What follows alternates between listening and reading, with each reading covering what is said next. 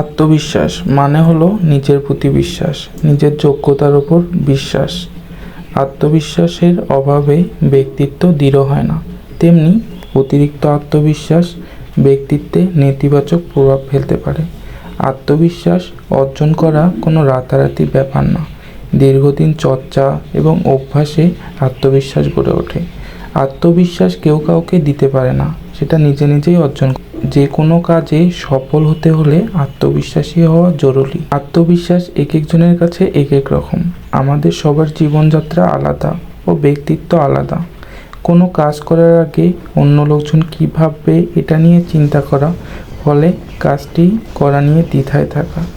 কোনো কাজে পরাজিত হতে হলে বা ভুল করলে মানতে না পারা, নিজের ভুলগুলো স্বীকার না করা, নিজের ভুলগুলোর জন্য নিজের ভাগ্যকে দোষারোপ করা, ভুলগুলো থেকে শিক্ষা না নিয়ে একই কাজ পুনরায় করা, নতুন কোনো উদ্যোগ নিতে গিয়ে পিছিয়ে পড়া, নিজের কাছের জন্য অন্যের কাছে মূল্যায়ন চাওয়া, নিজেকে অন্যের চেয়ে ছোট ভাবা, সব কাজে লজ্জা এবং অস্বস্তি অনুভব করা। অতীত আত্মবিশ্বাস না থাকার কারণ অতীত তিক্ত অভিজ্ঞতা, এমন লক্ষ্য স্থির করা বা বাস্তবসম্মত নয়। বড় হওয়ার সময়টুকুতে নেতিবাচক অভিজ্ঞতা, পরিবারের সদস্যদের বিচ্ছিন্ন হওয়া, অন্যদের কাছ থেকে সফলতা অনেক বেশি প্রেশার পাওয়া, যতটুকু ক্ষতি হয়েছে তার চেয়ে অনেক বেশি ক্ষতি কল্পনা করা, ছোটবেলা থেকে অতিরিক্ত শাসনে বড় হওয়া। আত্মবিশ্বাস গড়ে তোলার উপায়।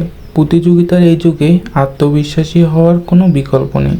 কিছু ব্যাপার চর্চা করার মাধ্যমে ধীরে ধীরে আত্মবিশ্বাস গড়ে তোলা সম্ভব।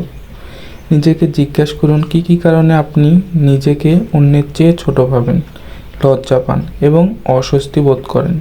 সম্ভব হলে একটি কাগজে লিখে রাখুন। যখন এই সমস্যাগুলো সমাধান হয়ে যাবে তখন ওই কাগজটি ছিঁড়ে ফেলতে পারেন।